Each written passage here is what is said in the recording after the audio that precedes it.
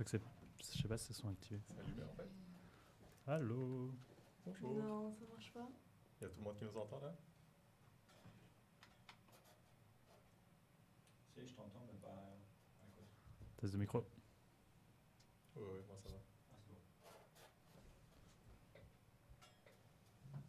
C'est tout bon? Bah j'espère. Ouais. Alors. Bonjour à tous. Ici Psychosmos. Non, je rigole. Non, bienvenue à cette quatrième émission, je crois, de Twitchadelix.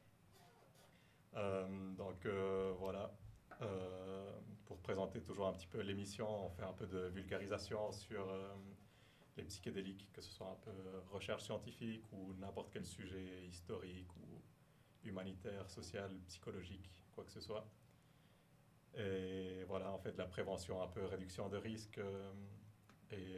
Bien sûr, dans tous les cas, on ne promeut en aucun cas la consommation de substances psychédéliques. Jamais. Ou n'importe quelle autre substance. Et voilà, donc je suis ici accompagné par deux beaux chroniqueurs. Donc Lilos, tu peux te présenter? Moi c'est Lilos. Moi je vais vite fait me présenter. Je suis étudiante en pharmacie et voilà, j'ai hâte de découvrir cette présentation. Et ouais, j'ai pas grand chose d'autre à dire, je crois. Ouais. Et hello tout le monde. Moi c'est Cyril, psychologue récemment diplômé, étudiant en neurosciences. Voilà, je l'ai présenté la dernière fois. Cette fois c'est Alekos qui va nous présenter le sujet d'aujourd'hui qui va être plutôt intéressant. War on Drugs and Psychedelics. Et oui, parce que voilà, on se demande souvent pourquoi ça a été interdit. S'il y a autant de recherches prometteuses maintenant, on dit que ça sert à traiter des maladies comme la dépression, l'anxiété, PTSD dans certains cas aussi. Donc pourquoi est-ce qu'il y a eu cette interdiction? Je vais tout vous raconter ce soir. Merci Alekos. Avant de parler de ça, je ne sais pas si peut-être on mentionne un petit peu des choses qui se sont passées il n'y a pas longtemps, comme la conférence ALPS en Suisse, qui est donc une conférence qui réunit plein de chercheurs et de professionnels du domaine des psychédéliques qui viennent raconter un peu leurs recherches ou leur travail en psychothérapie, en études philosophiques, vraiment plein de choses. Et voilà, Cyril, tu étais là présent aussi. Ouais, du coup il y avait cette conférence week-end passé. Non, il y a 2 semaines. Ouais, il y a 2 semaines. Il y a 2 semaines. Et si vous n'avez pas été là, c'est pas grave parce qu'on a tout enregistré, les talks, si les intervenants étaient d'accord. Et tout sera diffusé sur la chaîne YouTube de ALPS Foundation. Donc si vous suivez par exemple le compte ALPS, sous ALPS Conférence ou ALPS Foundation sur Facebook, vous pouvez trouver toutes les interventions des professionnels. Du coup, il y avait des talks sur la métaphysique et psychédélique. On a eu un côté anthropologique sur le tabac. Ouais, c'est vraiment varié. Du coup, n'hésitez pas à aller regarder la chaîne YouTube de ALPS qui sponsorise cette Twitchadelix d'ailleurs.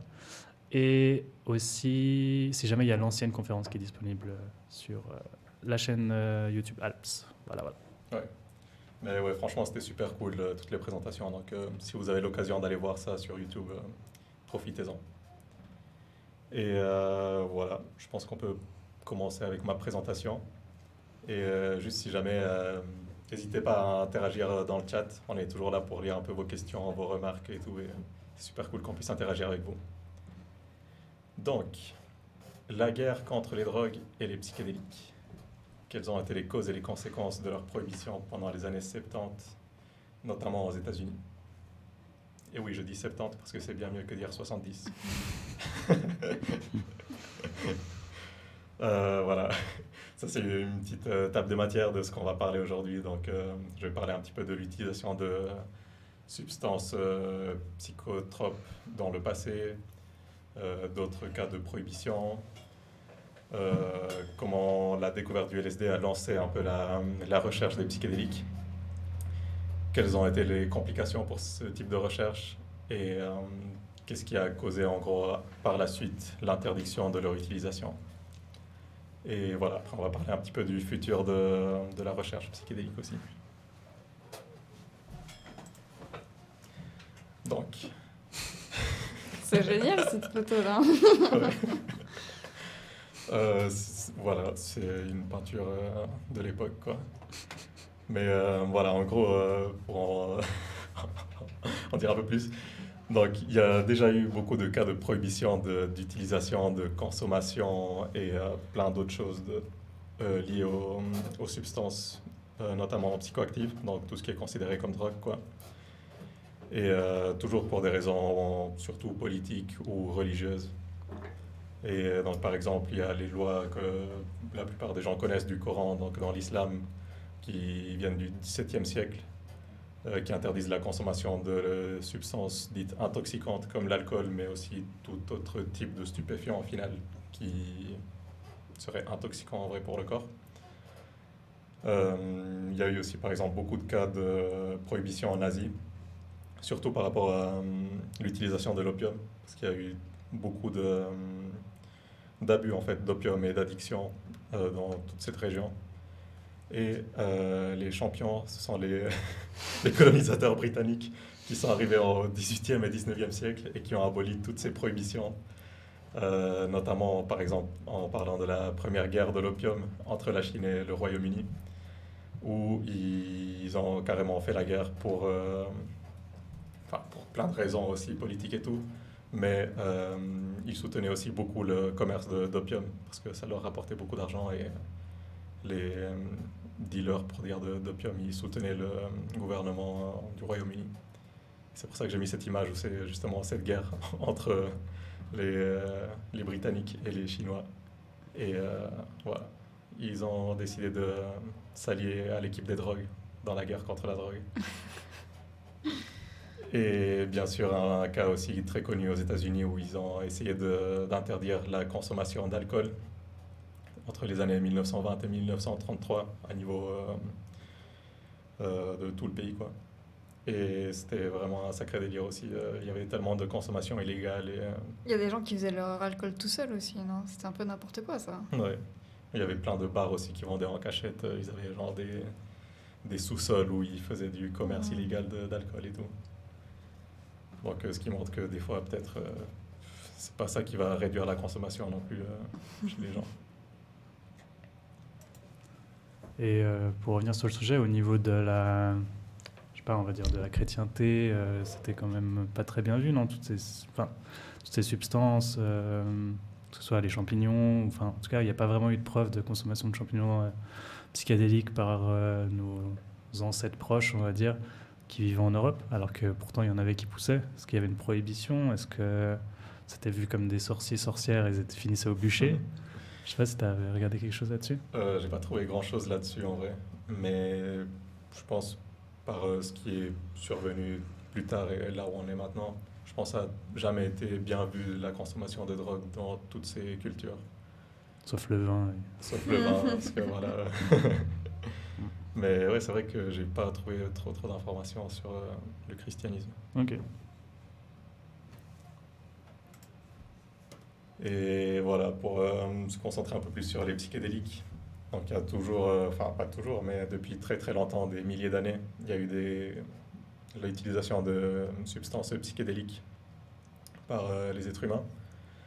Donc j'ai trouvé un truc qui disait que l'une des représentations les plus anciennes qui existent, c'était dans des cavernes se trouvant en Algérie, qui datent de au moins il y a 7000 ans, et qui représentent en fait des champignons hallucinogènes, donc de type psilocybe, et des représentations aussi qui expliqueraient plus ou moins les effets ressentis en fait par les gens qui en consommaient. Donc par exemple, on voit un peu ici sur les images en haut, c'était des sortes de formes humanoïdes champignons, donc un peu un mélange d'hommes et de champignons.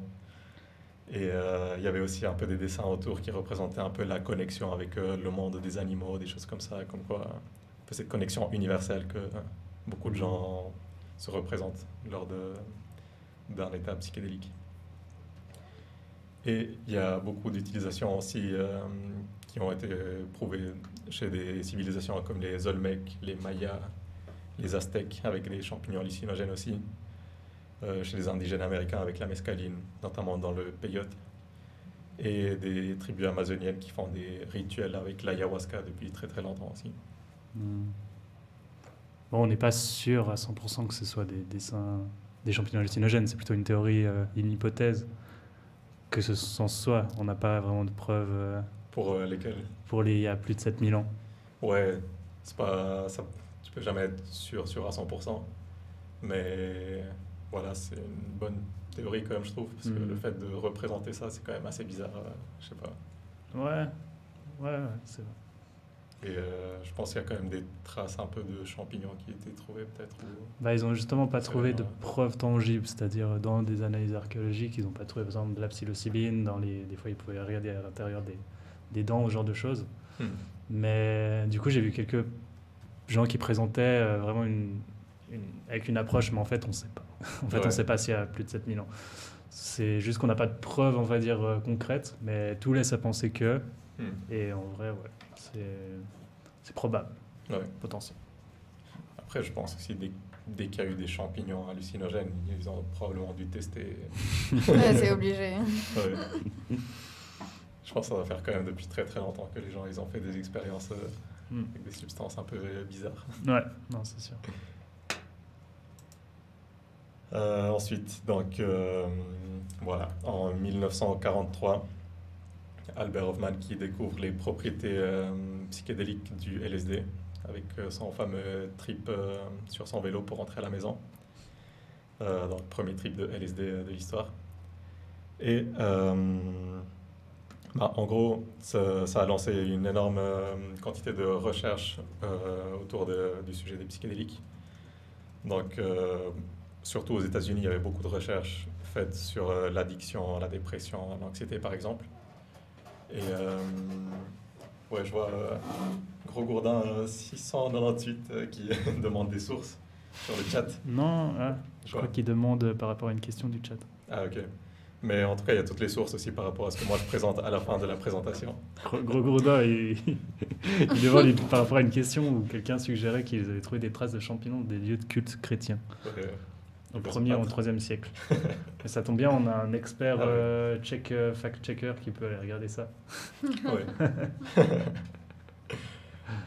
Bon, mais du coup, je disais, ouais, j'ai toutes les sources aussi de ce que j'ai trouvé à la fin de ma présentation, si jamais. Et parce que c'est toujours important de citer ses sources, sinon on pourrait inventer n'importe quoi.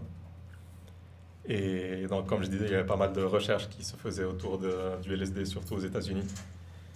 Et voilà, il disait qu'il y avait un très faible risque de toxicité et d'effets secondaires, notamment quand c'est fait dans les bonnes conditions. Qu'ils ont testé pas mal aussi sur des patients schizophrènes, vu que les effets peuvent être plus ou moins similaires avec des crises psychotiques, comme chez les schizophrènes. Et ils ont trouvé que ça faisait que d'augmenter ces attaques psychotiques, et donc ça empirait les effets de la schizophrénie. Donc voilà, c'est en essayant qu'on a découvert que c'est vraiment pas le genre de personne à qui il faut donner ça. Et voilà, la plupart de ces recherches avaient beaucoup de problèmes méthodologiques en fait.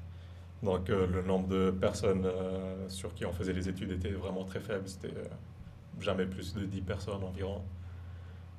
Les groupes, par exemple, de contrôle ou de personnes qui prenaient la substance n'étaient pas correctement définis, les doses n'étaient pas aussi bien définies, les résultats n'étaient pas bien donnés des fois, on évitait de parler d'effets secondaires ou des choses comme ça, donc il n'y avait pas toutes les informations qui étaient citées dans les publications. Et voilà, il y avait beaucoup de choses à améliorer en fait. Donc même s'il y avait des recherches qui semblaient prometteuses, c'était pas un truc prouvé à 100% que c'était exactement ce qu'il fallait, parce que c'était facile de mentir en faveur de ce qu'on voulait dire, quoi. Ouais, mais je pense qu'il y a un point à noter, c'est que c'est des problèmes méthodologiques qui apparaîtraient dans les études maintenant, mais à l'époque, je crois que ils étaient quand même à la pointe de leur méthodologie. Ouais. Donc ils faisaient au maximum, c'est juste que voilà, ils n'avaient pas encore développé les études à 5 aveugles, randomisées, en blind speak, Ouais, c'est ça. ainsi de suite. Du coup, maintenant, ça pourrait être vu avec un œil critique, mais à l'époque, c'était des assez bonnes recherches en fait. Du coup, Mais ouais, bah, je vais mentionner un petit peu après qu'est-ce qui s'est passé par rapport à tout ça.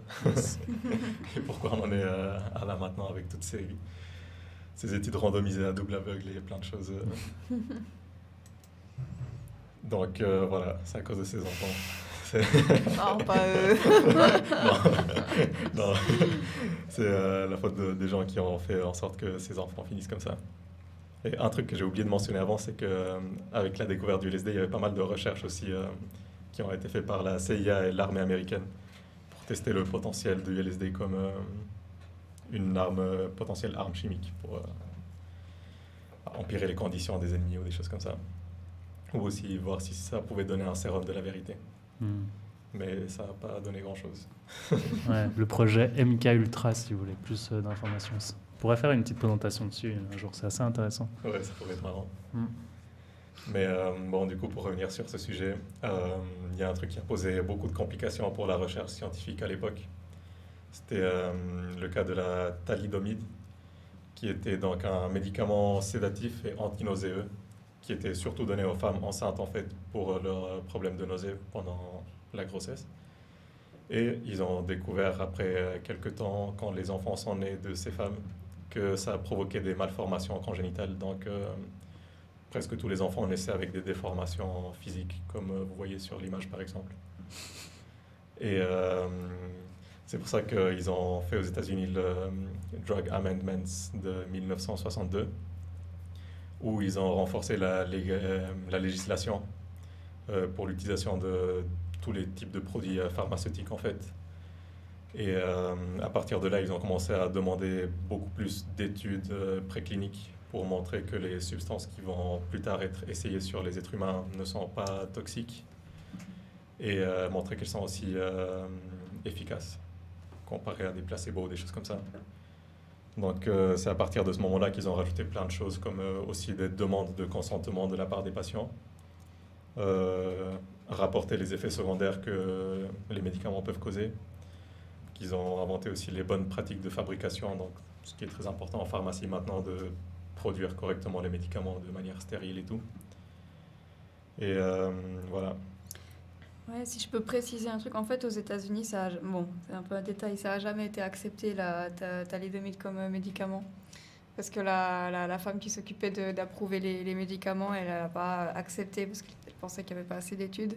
Et c'est vraiment grâce à elle qu'aux États-Unis, il n'y a pas eu ce problème d'enfants courgettes. Parce elle s'est opposée à ce médicament, donc il n'a pas été approuvé aux États-Unis, mais en Europe, je pense que c'était sûrement en Europe qu'il y a eu ça. Mais oui, c'est surtout après ça que c'était plus compliqué de faire de la recherche et de mettre des médicaments sur des gens, quoi. Ouais. Et voilà, donc c'est ça qui a compliqué aussi la recherche pour les psychédéliques, vu qu'avant c'était beaucoup plus facile de donner ça à des patients directement, sans passer par toutes les phases précliniques pour montrer comment fonctionne la substance, quels sont tous les effets possibles et ce genre de choses. Et aussi, ça a fait en sorte que, vu que c'était plus compliqué, il y avait tout qui coûtait un peu plus cher de faire de la recherche et tout, il n'y avait pas trop d'intérêt économique en fait de la part des industries pharmaceutiques pour continuer de produire ces substances et financer les recherches. Et donc voilà, ça a déjà bien détruit en quelque sorte en fait les progrès de la recherche scientifique autour des psychédéliques.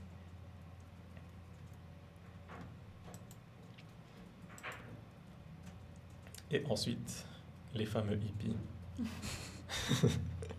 Donc voilà, pendant les années, depuis le début des années 50 plus ou moins, il y a le LSD qui a quitté les laboratoires aussi.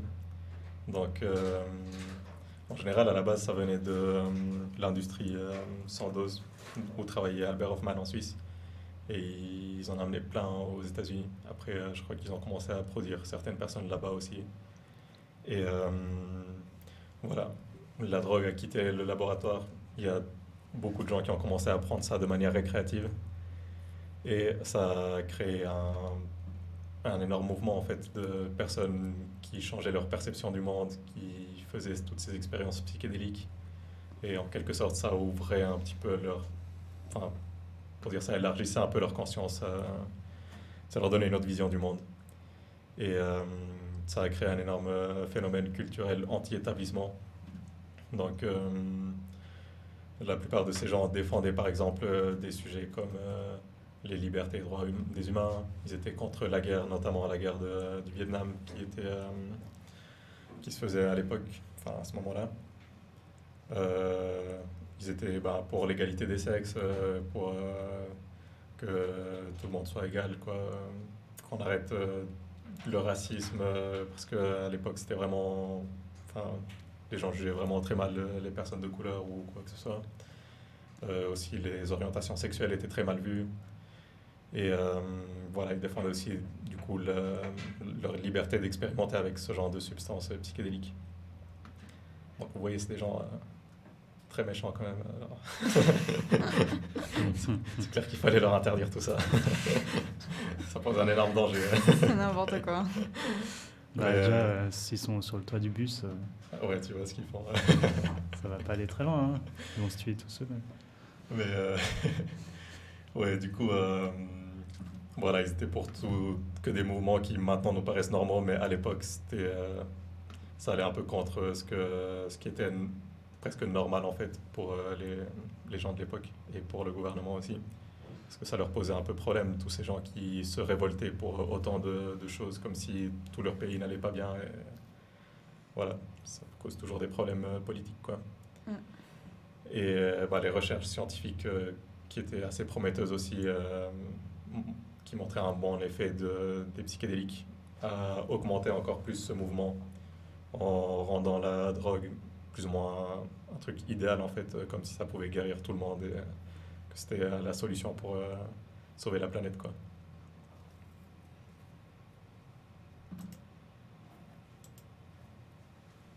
Et voilà, vous voyez un mec qui a l'air assez fou en fait sur cette photo.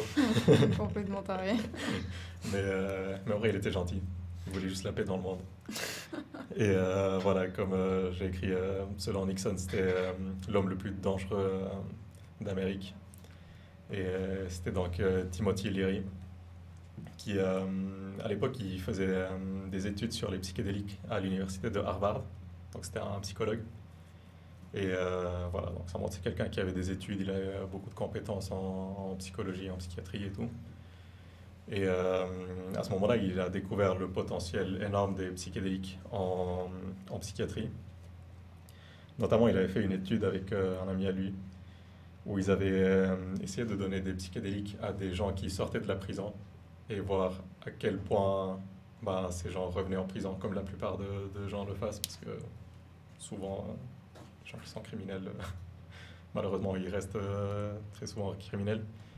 Et là, ils avaient trouvé, je ne sais plus exactement quel nombre de personnes ils ont étudié non plus, mais en tout cas, 75% des gens qu'ils ont étudiés se sont remis. Enfin, ils ont arrêté de commettre des crimes.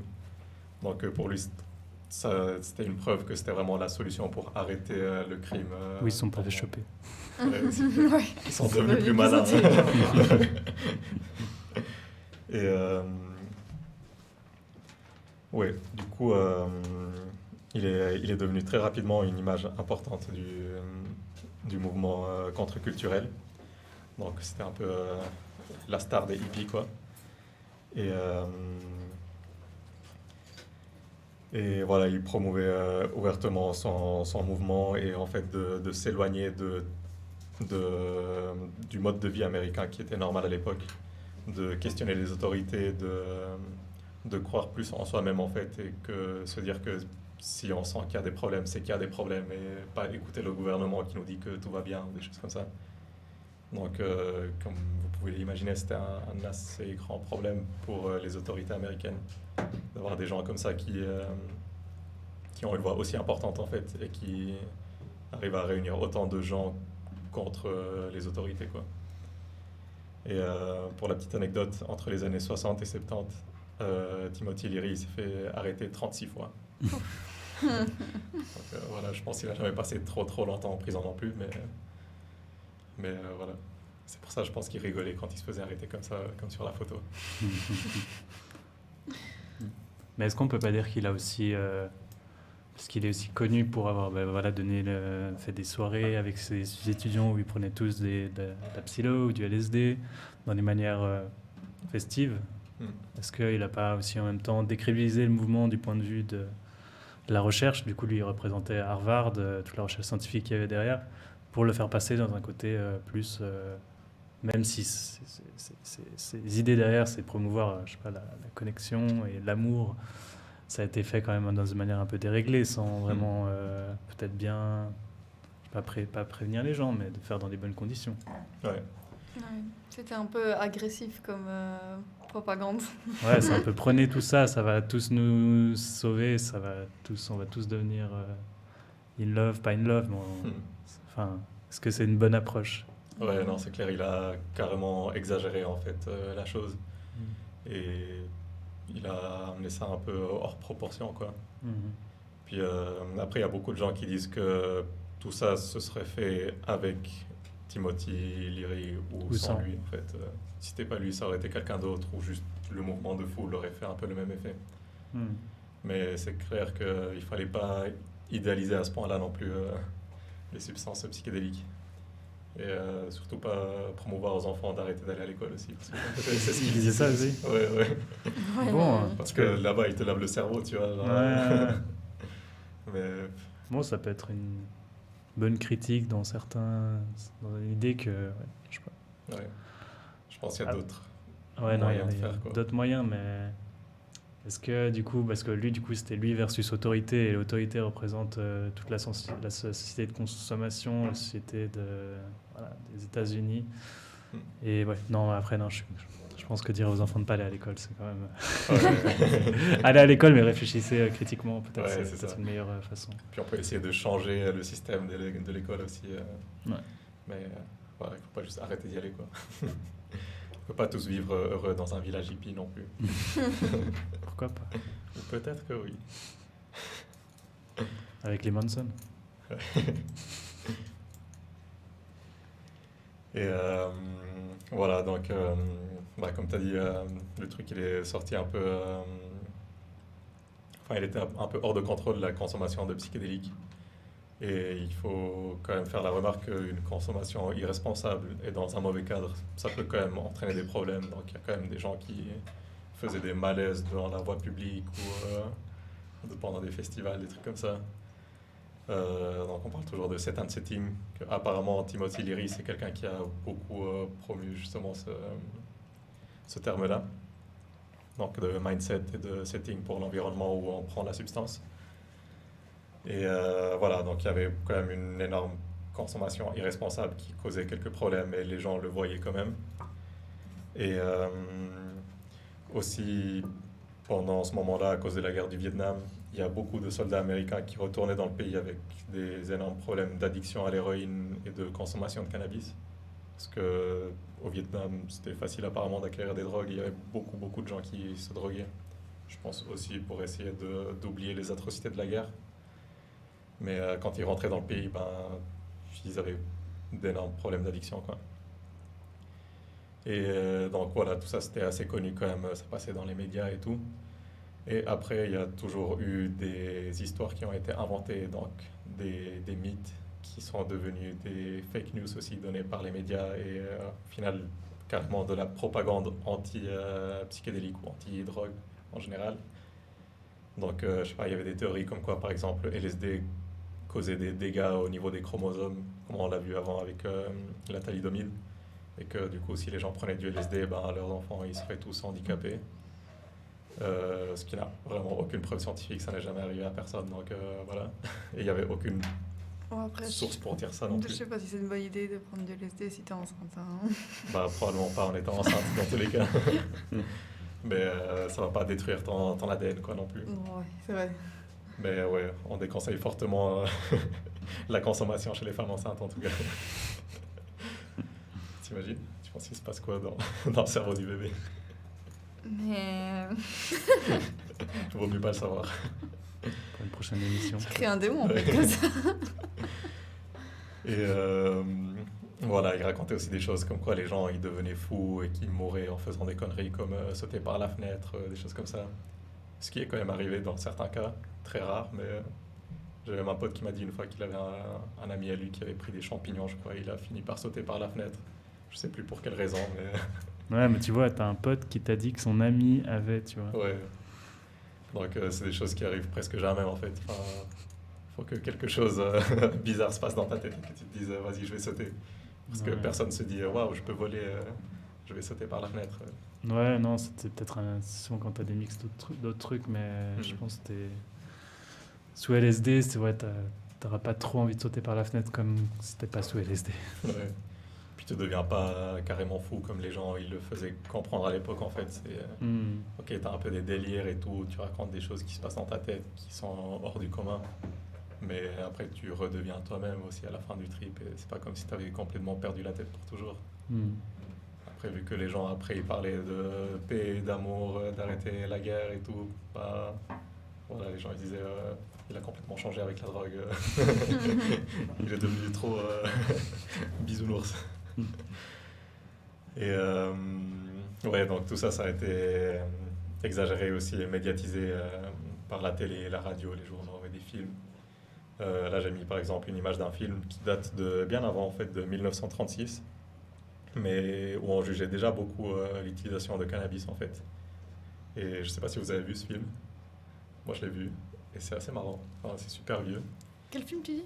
Celui-là, Reefer Madness. Ah, c'est vraiment un film, je croyais que c'était une image de propagande. Ok. Et ouais, en gros, bah, il montre un peu l'histoire d'un mec qui fume des joints avec ses potes en soirée. Puis ils deviennent tous un peu fous et cons. Et genre, à la fin, le mec, il finit par tuer quelqu'un et tout, parce qu'il fait que de se droguer et tout. Et bah, c'était vraiment l'image qu'il voulait montrer à l'époque, en fait. Et même quand le film, il commence, en fait, il y a, je sais pas, genre 3 minutes d'une vidéo faite par le gouvernement, en fait, qui expliquait les effets du cannabis. Et genre, qui faisait vraiment de la propagande en mode genre c'est vraiment dangereux pour toute la société, genre vos enfants ils vont devenir tous des criminels si vous les laissez consommer ce genre de choses et tout. Mm. Donc voilà, après ce film il est devenu beaucoup plus connu plus tard quand on se moquait un peu du fait que c'était autant ridicule comment il montrait ce genre de choses.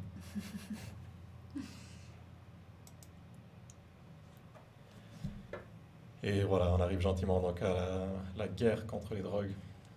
Et donc pour commencer, en 1965, il y a l'industrie que j'ai mentionnée avant où ils avaient commencé à produire le LSD en Suisse. Vive la Suisse. Et, en fait, ils ont arrêté la distribution du LSD aux États-Unis parce que le gouvernement américain leur a carrément demandé pas d'arrêter de leur fournir du LSD parce qu'ils se souciaient des problèmes que ça pouvait causer et de tout ce qui était en train de se passer dans leur pays à cause de cette substance. Puis sans doute ils se sont dit ça nous coûte cher aussi avec la recherche qui est devenue plus compliquée et tout. Et si le gouvernement nous demande, il faut arrêter quoi. Ça veut dire qu'ils ont vraiment des problèmes. Donc voilà, ça a déjà énormément compliqué les choses en fait pour la recherche et tout. Et après, en 1970, ils ont signé le Controlled Substance Act, où en fait c'était des documents où ils rendaient illégale la consommation, l'utilisation et tout ce genre de choses de presque toutes les drogues en fait, pour essayer de lutter justement contre l'abus de substances et le trafic de drogue.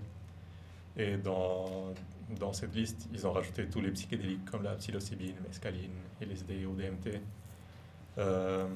comme drogue de Schedule 1, qui est la pire des catégories en fait pour une drogue, qui veut dire que c'est une drogue qui n'a aucun potentiel médical, ce qui était totalement faux vu qu'il y avait déjà des preuves que ça pouvait avoir un effet thérapeutique et qu'il y avait un énorme risque d'abus de consommation, ce qui était totalement faux aussi parce que ce sont des substances qui ont un très faible risque d'addiction.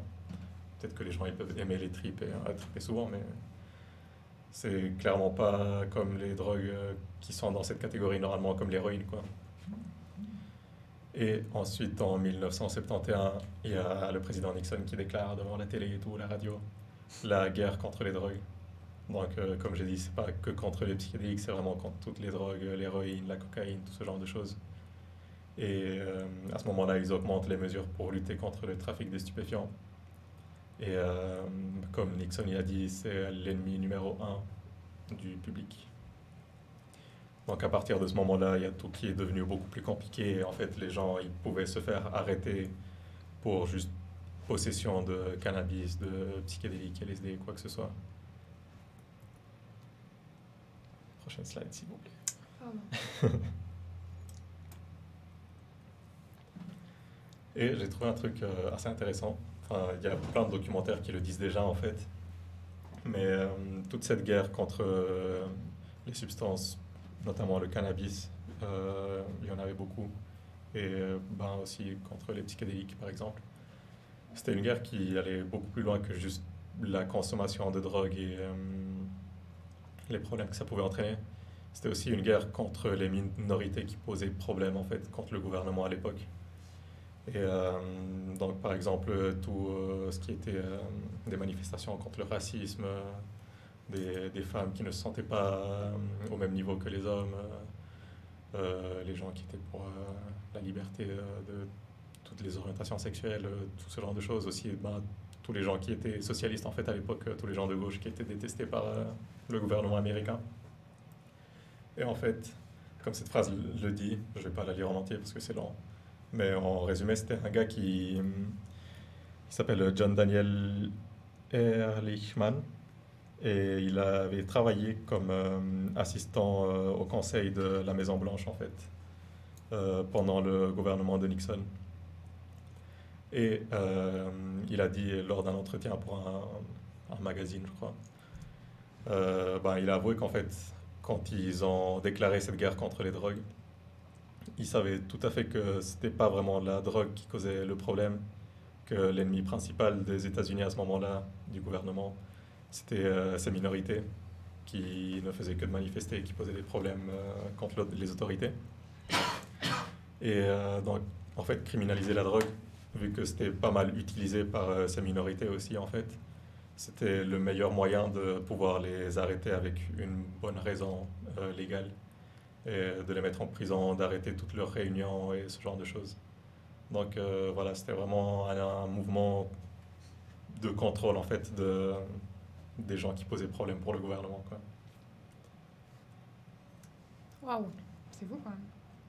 Oui. Et qu'est-ce que tout ça, ça a causé comme problème? Ben, du coup, comme je viens de mentionner, les personnes étaient jugées comme criminelles juste pour possession de drogue.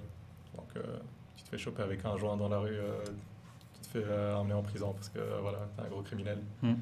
Même si tu étais tranquille dans la rue, tu faisais rien. Même si tu fumais même pas, en fait, c'est toujours le cas des personnes de couleur. Justement, aux États-Unis, des fois, ils se font arrêter par la police sans aucune question. Et après, s'ils arrivent à trouver quelque chose sur lui, ben, il se fait taper ou quoi, parce que voilà, ils ont une raison de le faire.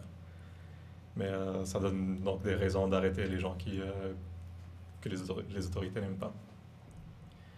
Et donc la prohibition aussi, ça a vraiment stoppé la recherche en fait autour des psychédéliques. Il y a dans un livre que j'ai lu qui s'appelle The Psychedelics Therapeutic Guide de James Fadiman, où il fait une bonne introduction en fait de qu'est-ce que sont les psychédéliques, comment les utiliser, quels sont les dangers, des choses comme ça. Lui, en fait, il faisait de la recherche à cette époque-là, pendant les années 60 aux États-Unis. Et il raconte comment l'interdiction d'utiliser ces substances a, en fait, presque ruiné sa carrière, en fait. Enfin, ça a fini avec le travail de plein de chercheurs qui faisaient ça dans leur domaine et qui étaient contents de leurs résultats en plus, parce qu'ils voyaient que ça marchait et tout. Puis voilà, d'un jour à l'autre, ils ont reçu une lettre qui disait qu'ils devaient stopper tout ça parce que c'était considéré comme illégal. Donc, ce qui est très dommage. Et bien sûr, s'il n'y avait pas eu cette pause de recherche sur les psychédéliques, on pourrait connaître tellement plus maintenant, il y aurait eu tellement plus de recherches avec des meilleures méthodes qu'à l'époque, justement, vu que ça a changé. Et donc on pourrait savoir beaucoup plus sur comment est-ce qu'ils fonctionnent, quels sont vraiment leurs effets à long terme ou plein de choses comme ça. Et comment est-ce qu'ils agissent dans des maladies comme la dépression. Genre, on comprendrait beaucoup mieux comment fonctionne peut-être la dépression, l'anxiété, tout ce genre de choses aussi.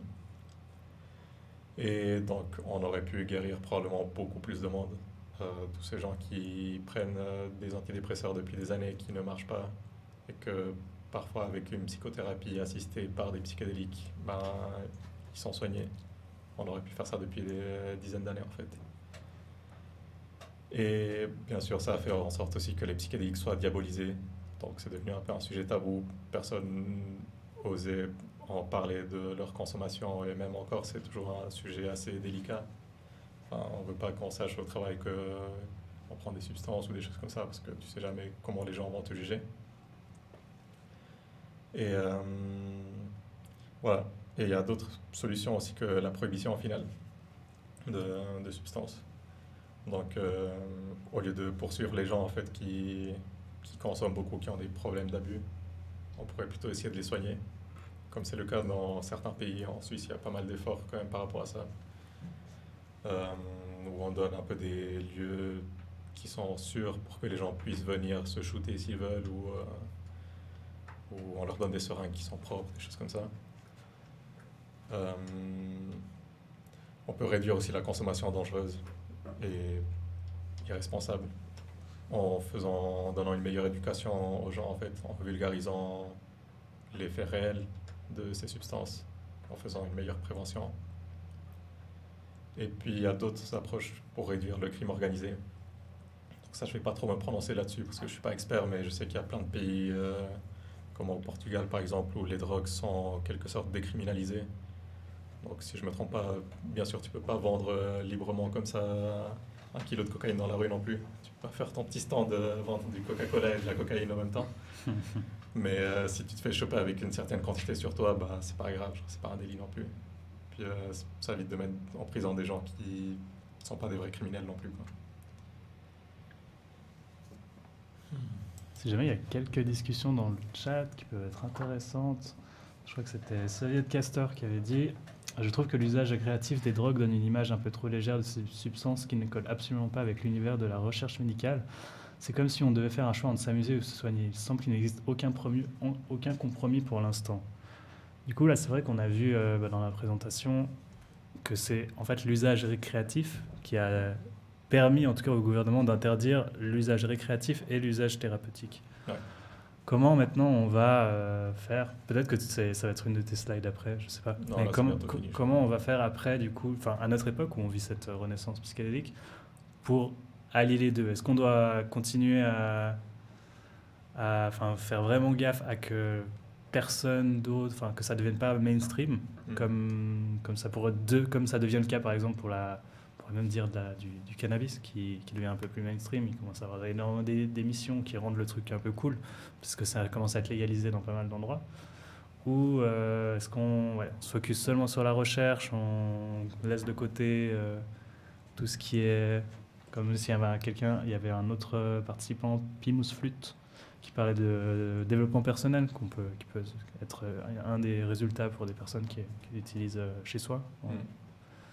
Ouais. Bah ouais, c'est toujours délicat tout ça. Tu peux pas juste légaliser la drogue parce que c'est bien médicinalement et que tout le monde la prenne n'importe comment. Mais je dirais, comme j'ai mentionné, il faut faire juste beaucoup plus d'éducation, de prévention sur les effets, qu'est-ce que ça fait, et que peut-être une vente récréative pourrait être faite, mais de manière très contrôlée, comme c'est le cas à Amsterdam par exemple avec les truffes. Et il n'y a pas des gens qui sautent par la fenêtre tous les jours à cause des truffes qui sont légales. C'est vrai qu'on oublie toujours l'exemple d'Amsterdam où tu peux consommer des psychédéliques de manière légale et ça se passe pas trop mal, je crois, pour eux. Ouais, ils n'ont pas de soucis. Du coup, c'est vrai que on pourrait même se commencer à se poser la question, pourquoi c'est seulement permis là-bas? Pourquoi d'autres pays n'ont pas sauté le pas? Ouais. Je pense qu'ils les laissent faire un peu le test avant aussi. Ouais, mais ça fait quand même quelques années. Après, du coup, ça leur ramène plein de touristes, quoi. Ouais, c'est ça.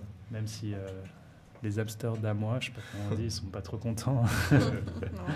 Après, j'ai connu des potes qui m'ont dit qu'ils ont pris des truffes à Amsterdam, par exemple, et ils n'étaient pas du tout préparés pour ça, en fait. Ils ont juste trop trippé. Ils sont restés dans un parc assis pendant 5 heures parce qu'ils n'osaient pas bouger de leur place, quoi. Donc peut-être qu'il faut faire une meilleure prévention quand même. C'est vrai qu'en plus, je crois quand tu achètes tes truffes en smart shop, t'as pas de... je pense peut-être ils proposent des guides, mais tu as ta boîte, si tu connais rien, tu connais rien. C'est vrai que peut-être pour une légalisation, on va dire, dans d'autres pays, ça pourrait être intéressant d'être sûr que la personne a déjà lu, on va dire, les guidelines de base pour pouvoir le prendre dans des bonnes conditions. Ouais, je pense qu'il faudrait faire une sorte de petite formation rapide, tu vois, genre juste quand t'oblige à lire quelque chose qui t'éduque en 5 minutes sur les choses les plus importantes. Parce que voilà, je pense qu'il ne faut pas pénaliser la consommation récréative, mais il faut la rendre adéquate, quoi. Genre que les gens ne fassent pas des conneries. Ouais, je pense que tu es obligé de donner de l'information, genre quand tu vends comme ça, si la personne après elle veut pas s'informer, bah, c'est son problème, mais en tout cas elle a eu accès à ça, quoi. Ouais. Bah, c'est comme l'alcool aussi qui est légal. C'est normal pour tout le monde et bah voilà, il y a nos parents et tout le monde qui nous dit il faut pas trop boire parce que tu peux finir mal, ça peut finir en coma éthylique. Mais ça, tout le monde est au courant, du coup tout le monde fait attention. Même s'il y a des gens qui le font pas trop, mais c'est un peu bête aussi. Ouais. Mais voilà, on est beaucoup plus éduqués sur ce sujet, par exemple. Ouais, au final, même pas. Hein. Je Ouais. trouve que c'est assez normalisé le fait de se mettre une race tous les week-ends, alors que tout montre que c'est vraiment pas sain, mais que ce soit neurotoxique, enfin neurologique ou autre. Mm. Mais après, c'est sûr que même avec un guide, même dans la façon, même si c'est légalisé, mais de la façon la plus encadrée possible, il y a des gens qui vont abuser, comme les gens abusent de McDo aussi. Hein. Ouais, aussi. C'est juste, ouais. Après, ça peut être un peu plus, comment dire, entre guillemets, impressionnant de voir quelqu'un, genre, par exemple, quand on est plus habitué à voir des gens bourrés le soir dans la rue, tu te dis, bon, bah voilà, il est juste bourré, que voir quelqu'un vraiment dans un autre état. Enfin, je sais pas si vous voyez ce que je veux dire, mais... Parce que le gars bourré, il va gueuler, il va pousser tout le monde, alors que le gars sous psychédélique, il va se mettre dans un coin sous un pont, il va plus bouger parce qu'il est en PLS. Quoi. Ouais, mais c'est... c'est ça.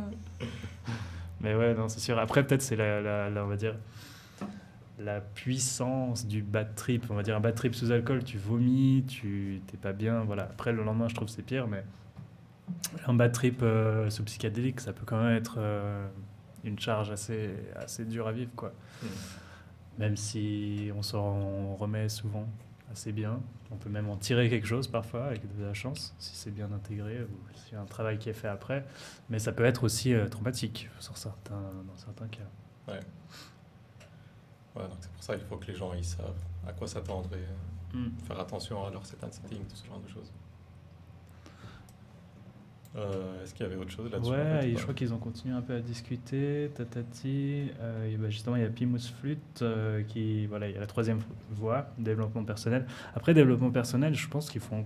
En fait, il y a 3 catégories. Il y a l'usage thérapeutique, il y a l'usage thérapeutique en dehors d'un contexte clinique. C'est, je pense, qu'on appellera le développement personnel, où on va prendre des psychédéliques en petits groupes ou tout seul pour essayer d'améliorer certains de ces problèmes ou n'importe quoi, et l'usage récréatif où je vais prendre ça avec des amis, on va juste s'éclater, ou je vais prendre ça en soirée, et voilà, le but c'est de voir des trucs, des couleurs, de se marrer, quoi. Ouais. Je pense qu'il y a quand même peut-être un peu un 3. Puis du coup, Soviet-Caster, il disait, j'entends par compromis l'existence d'un système où coexisterait l'usage récréatif de certaines drogues, notamment par des jeunes en soirée, et l'application de ces mêmes substances dans le domaine médical encadré par une législation. Le problème, c'est que si dans le second cas, c'est une institution qui prend en charge la réglementation, le premier cas laisse la porte ouverte aux excès et aux dérives, donc donne une mauvaise image de ces produits.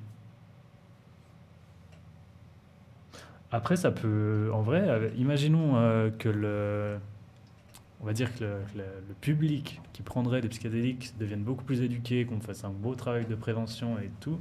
On pourrait même avoir des gens qui diraient « Ah, mais du coup, j'ai pris ça une fois en soirée avec des potes, c'était trop bien, genre ça nous a rapprochés dans notre groupe, c'était une chouette expérience. » Et avoir une image petit à petit, en fait, se détacher du fait du gars qui saute par la fenêtre ou qui se pèle comme une carotte, parce qu'on verrait que si c'est pris dans les bonnes conditions, que ça n'arrivera jamais, ou quasiment jamais.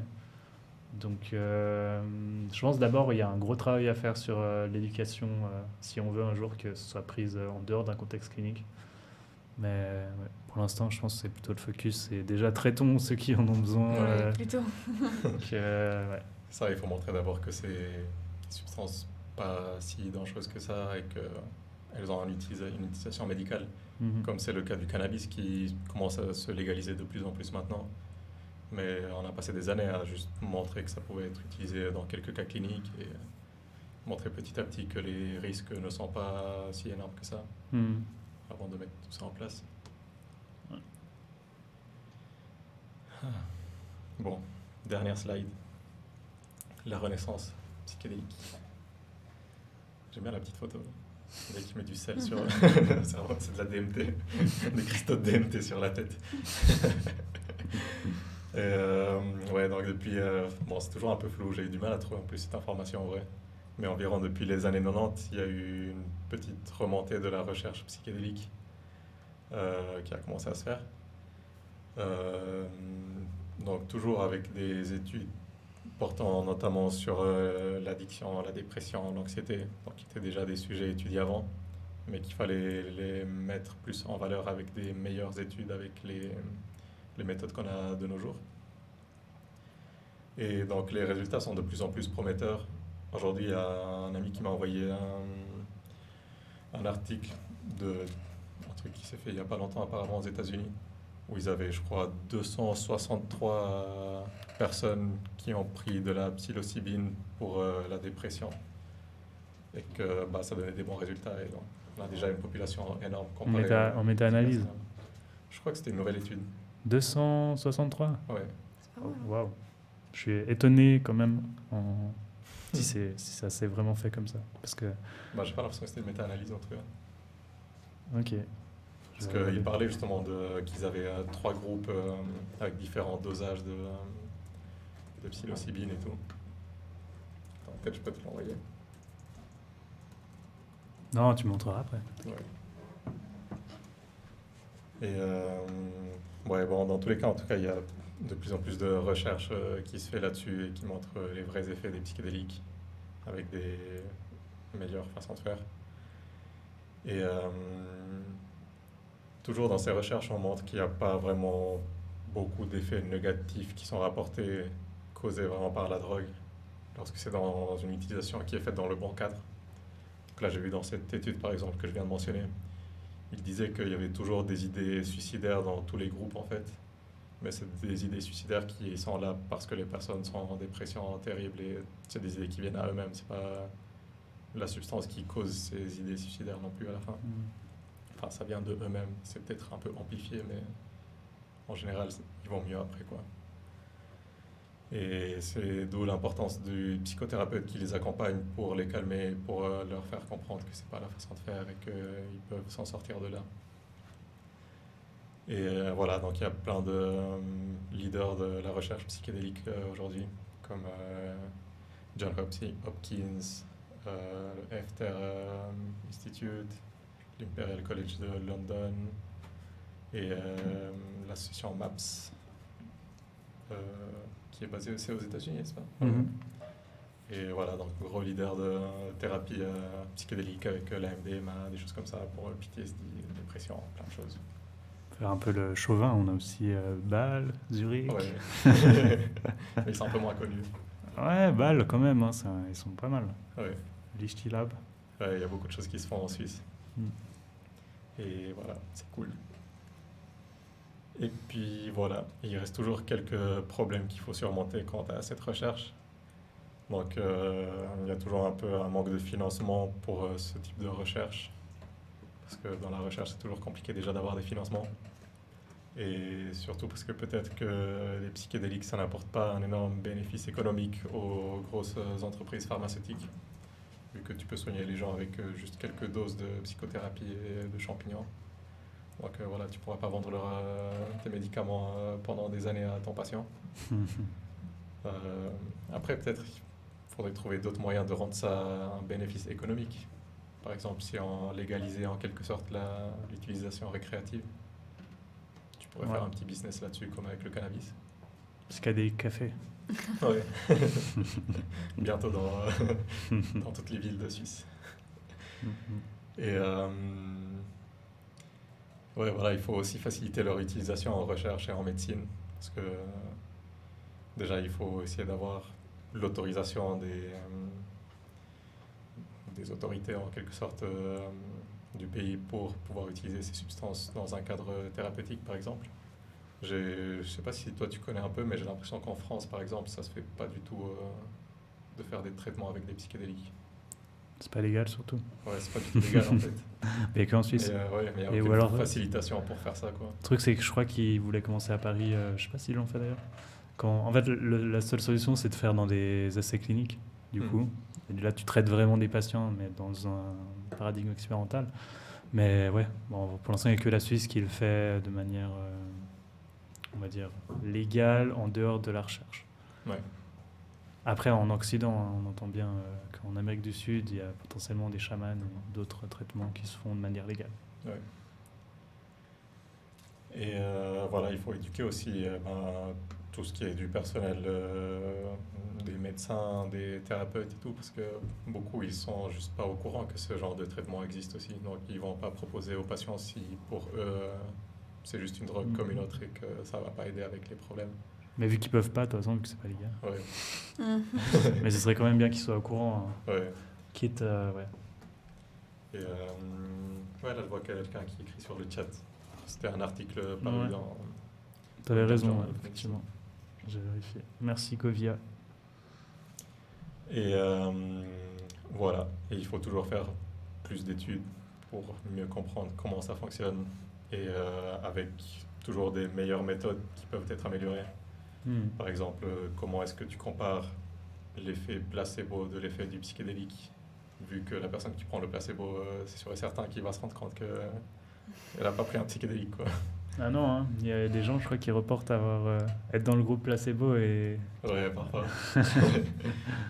En Mais tout cas, Comme je quoi. pense que si on te dit que tu vois des choses et tout, je crois pas que tu vas les voir juste avec le Ouais. placebo. Bah, non peut-être plus. si Bah, justement. tu penses que tu prends quelque chose, tu vois, tu vas t'imaginer des choses, j'en sais rien. Ouais. Mais je crois que souvent, ouais, normalement, ils arrivent à griller. Ça, C'est un groupe placebo. oui. Mais ouais. Et voilà, sinon j'avais vu aussi des études, je crois que c'était aux Pays-Bas, il y avait un gars qui faisait pas mal de recherches là-dessus. Ils essaient de créer des molécules similaires, par exemple au LSD, mais où tu modifies une ou deux petites positions atomiques. Et l'idée c'est de faire des substances qui fonctionneraient de la même façon, mais sans effet psychédélique. Ouais, il y a le 5-bromo-LSD Ouais. qui fait ça. Ça pourrait être utile dans d'autres traitements que les troubles psychologiques, parce que là, on voit quand même qu'il y a une importance de l'effet psychédélique psychoactif, c'est-à-dire d'avoir voir des choses, d'avoir cette distorsion de la personnalité ou de l'ego. Mais pour certains autres troubles, par exemple les maladies neuropathologiques ou genre ces cluster headaches, donc des gens qui ont des douleurs périodiques, soit des céphalées, des maux de tête, mais genre vraiment atroces. Là, on voit qu'en fait, l'utilisation des psychédéliques, ça peut les aider à avoir moins d'attaques, mais sans avoir besoin de l'effet psychédélique, quoi.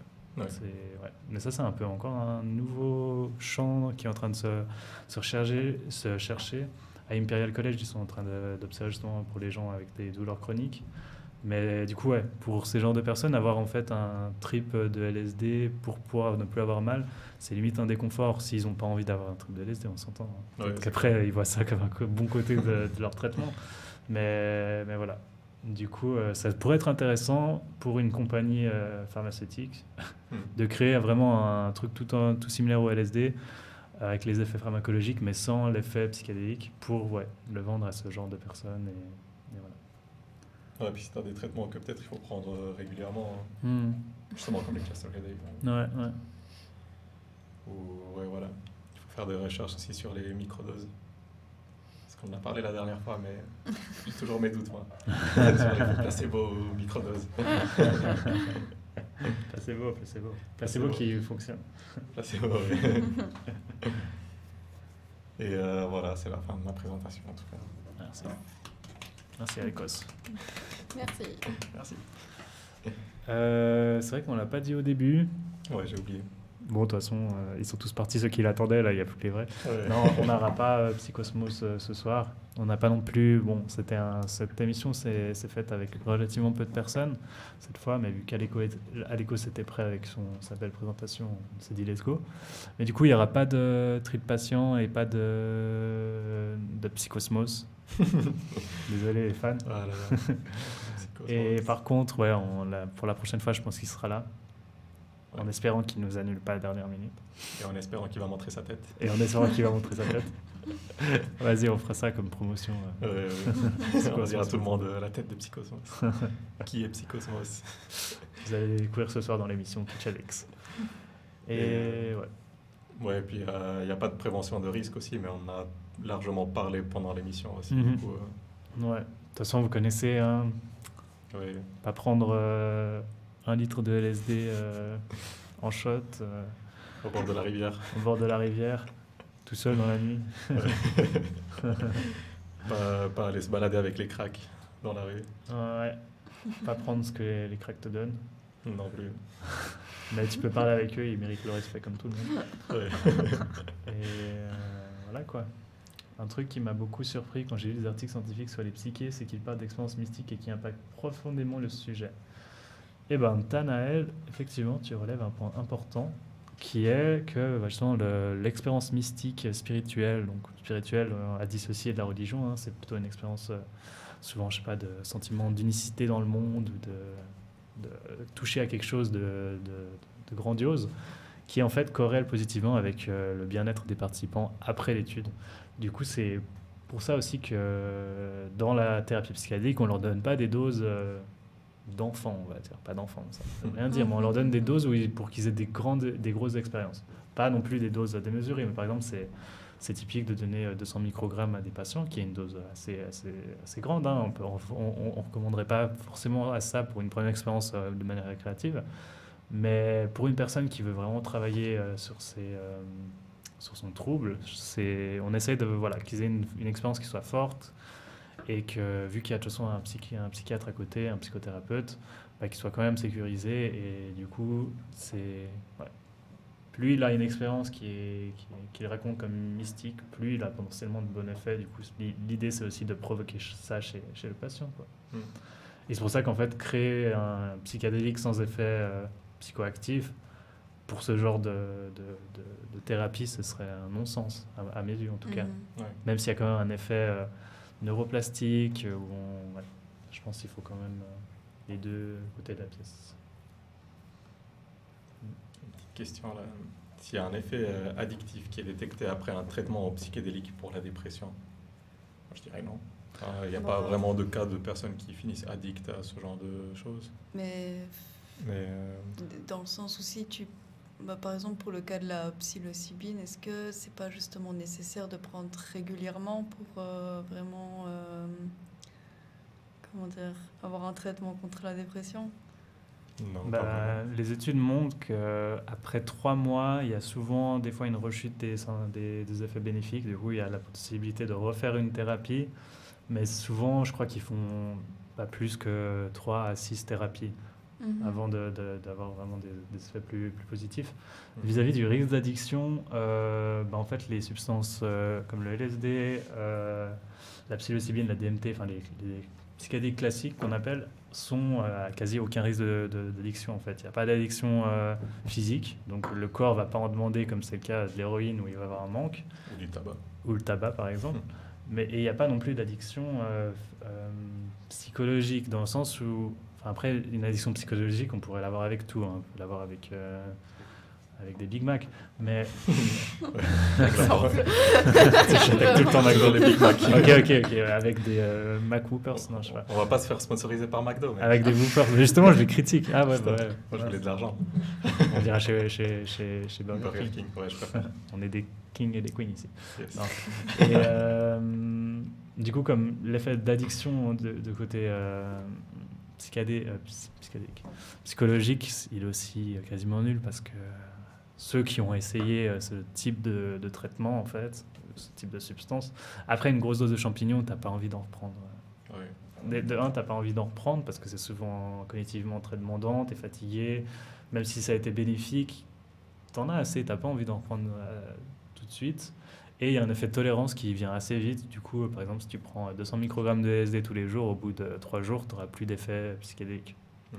Donc, très peu de risques addictifs pour les psychédéliques.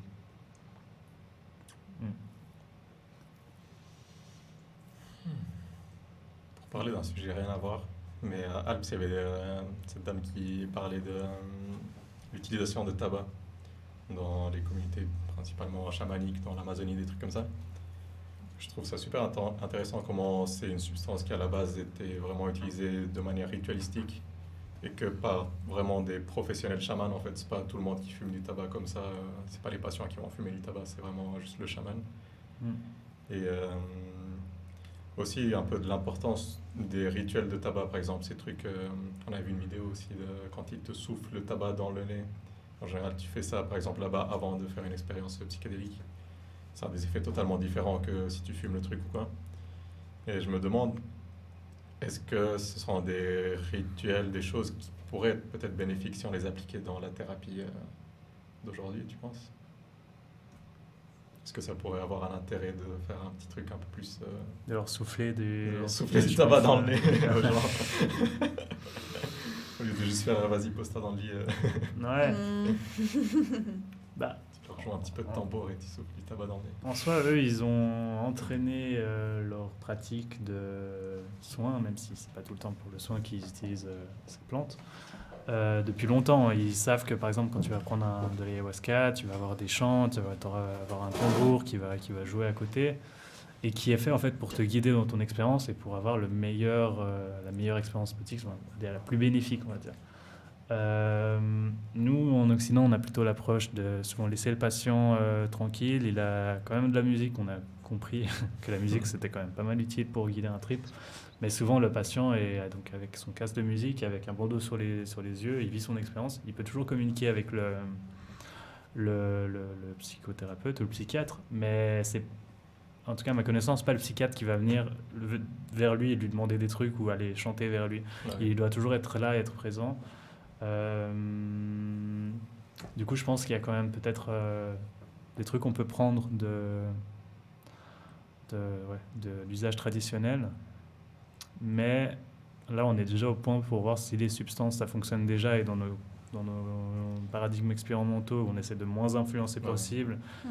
Après, c'est sûr, il y a des idées qui fleurissent et qui sont, je pense, bonnes. Par exemple, de faire le trip dans la nature. Ça peut être une idée qui peut changer le setting et qui peut être bénéfique pour la personne. C'est une bonne question. Je pense que ça va se développer. Hein. Si on commence à vraiment légaliser les thérapies psychédéliques, il va y avoir des gens qui vont amener des nouvelles approches, peut-être en combinant d'autres thérapies psychothérapeutiques. Et ouais, ça...